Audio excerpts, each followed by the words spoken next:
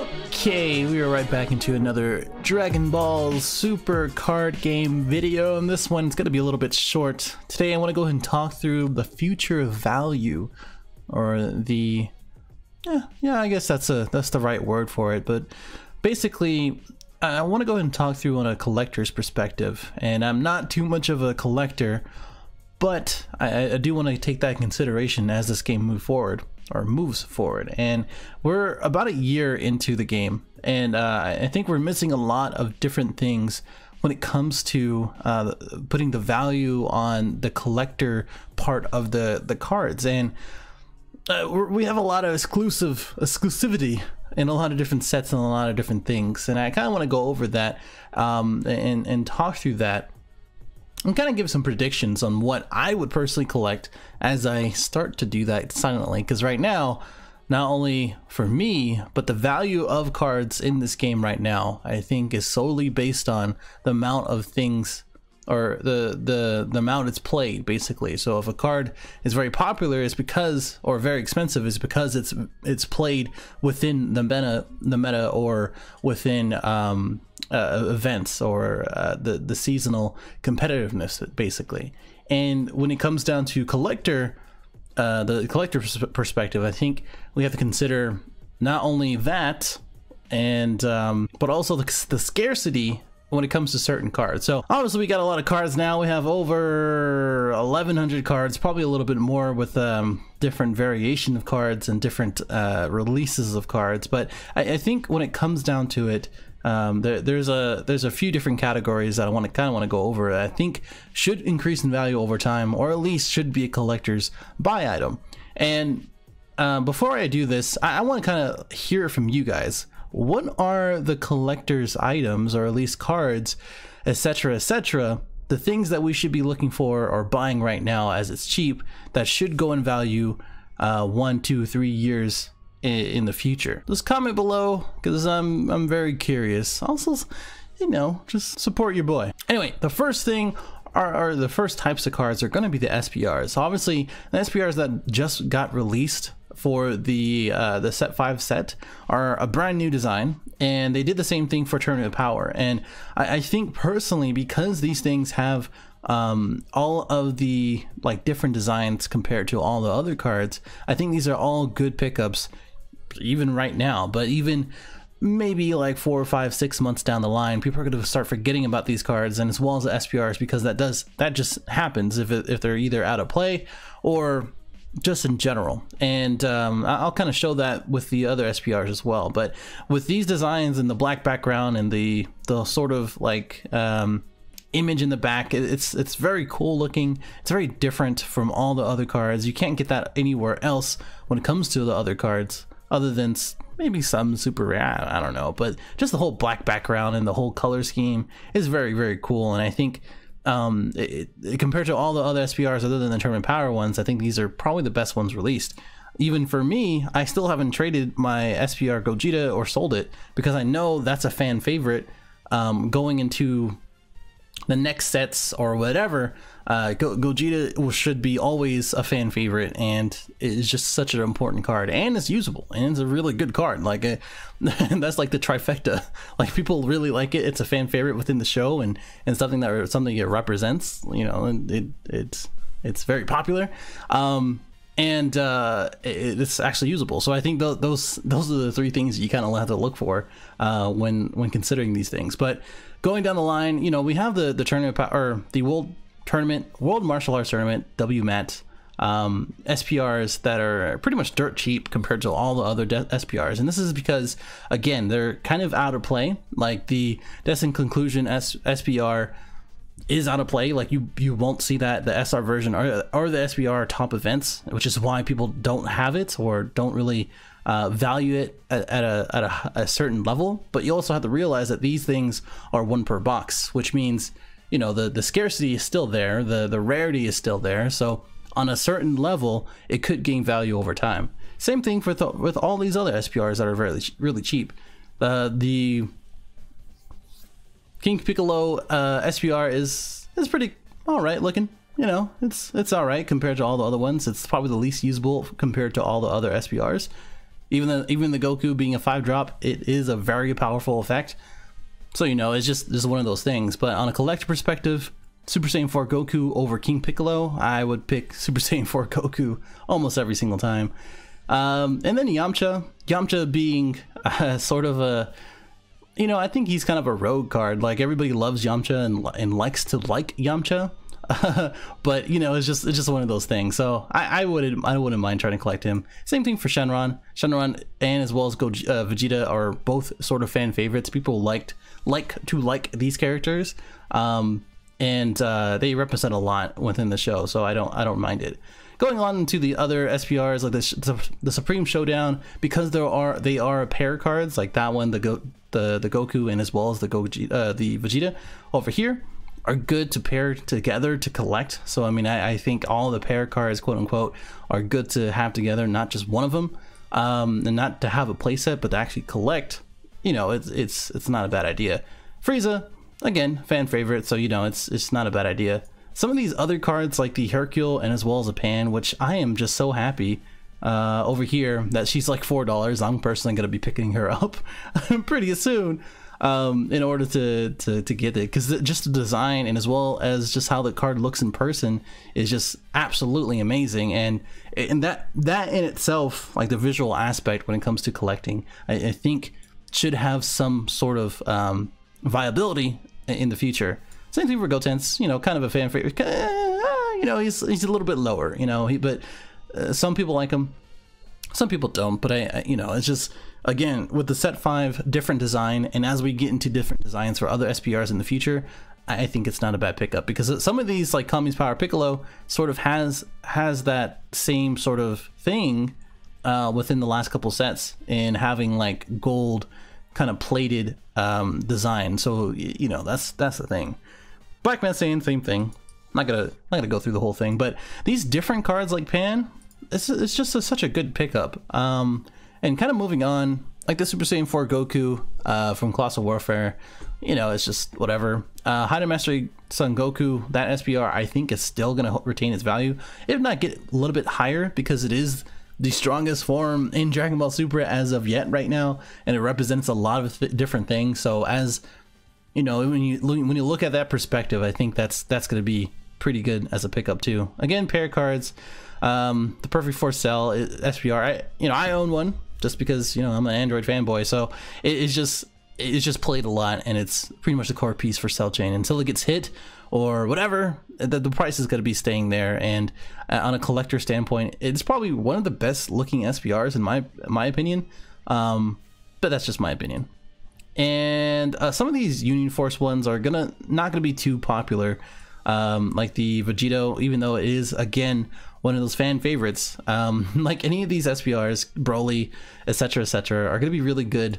All of the tournament power ones, if you don't own one, I would suggest to own one for the future. If you really do believe in the game and you think it has some longevity, I would highly recommend to collect at least one of the tournament power SPRs, just so you can have one of those, because it is a one print run. And I'll talk a little bit more later, but some of these one print runs, like the World Martial Arts Tournament, the Tournament Power, any of the Theme Booster sets, if they are all one print runs, they're going to have a lot less supply for everybody's demand. So when we go into the basics of it, it's going to be very interesting to see where the value goes for the limited print run cards.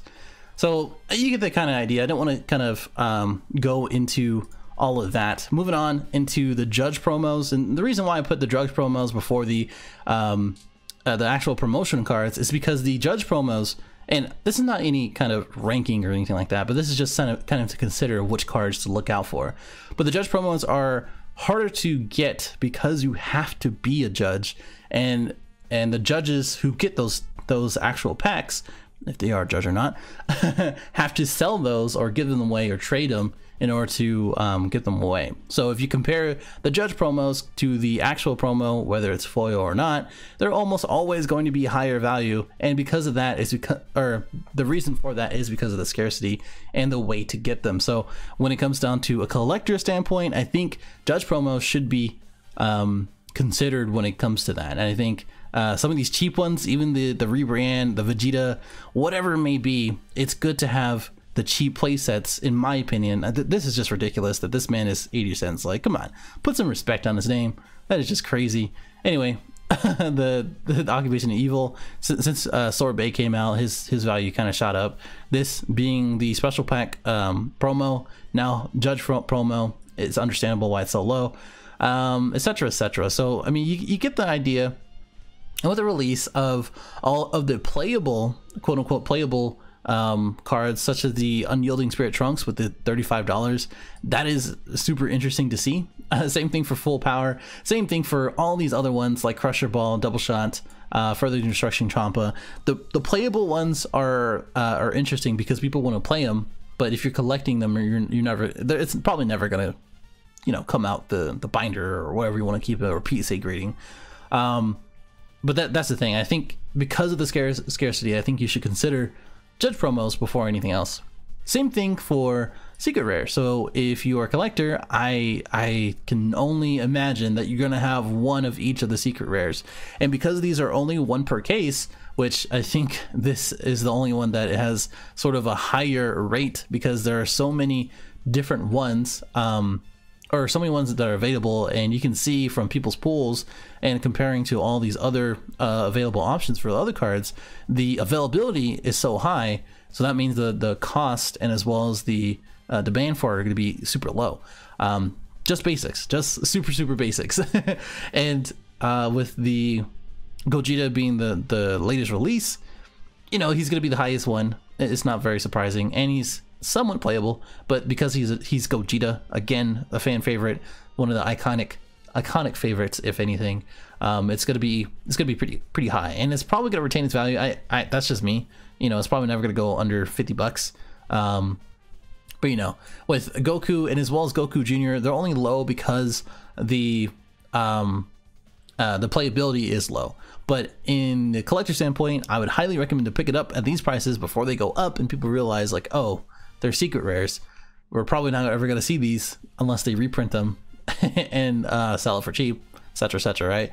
Tamika, same thing, just playability. And these older ones like Union Force, Cross Worlds, and I don't think there's one for, I could be wrong. I don't think there is one for Galactic Battle, but him being the first one out of the Union Force set, I would highly recommend to get him until because Union Force should be out of print, you know, within the next year or so if they're doing the same thing with Galactic Battle. And of course the Awakened Power, because you can win the game if you hit them. I mean, come on. The highest playability, he has mastered Ulcer Instinct, which is the most popular thing or the most powerful thing in the show. So I mean, it all makes sense. Moving on. The expansion sets, the number one with all of the heroes, Gogeta or Vegito, and as well as Gotenks, because these are quote unquote one print runs, it's probably pretty important to get playsets of these guys before they stop printing them, until the only people who have them are the people who bought them. And as they sell out, again, supply and demand, the prices are going to go up and the value is going to go up as well. Would I ever grade these on a PSA grading? I don't know. Maybe the Gotenks, maybe the Vegito. And that's pretty much it. And then same thing for the dark villains or the dark demons and villains. I mean, these are all still usable cards. It's just that they kind of fallen off with other usable cards in set 4, set 5, etc. So, you know, that's just the thing. I think that's really the reason for the price change. But on a collector standpoint, again, it is very important to consider that these are one print runs, and as they go away in the future, the price should go up. And I'm not saying they're gonna go up, but this is just consider that. And even this, if you're gonna be collecting, it's probably gonna be pretty cool to pick up one of these. If you find one in Target or some raggedy shop somewhere for like $16 to $20, I think I would definitely pick it up and just keep it sealed, because that's one of those things when it comes to collectors. Again, I'm not too much of a collector, but that's what I understand. And definitely let me know in the comments if I get anything wrong. Now lastly, the promotion cards. So just consider, I'm not gonna go through all of them, it's just a waste of time. Just consider with the dash packs, the tournament packs, etc, we cannot get those reprinted until, or let me rephrase that. They will not be reprinted, as my understanding, if the boxes won't be reprinted. So the dash packs for set 1 are going to be done, and you should consider the set 1 promos to be, you know, more expensive as time goes on, right? Same thing for everything else in the future. Same thing for tournament packs, as we won't hold tournaments anymore for set 1, set 2, set whatever in the future. So having a playset for all the previous sets for promos, for tourney packs or whatever, are probably going to be pretty important as time goes on for collectors.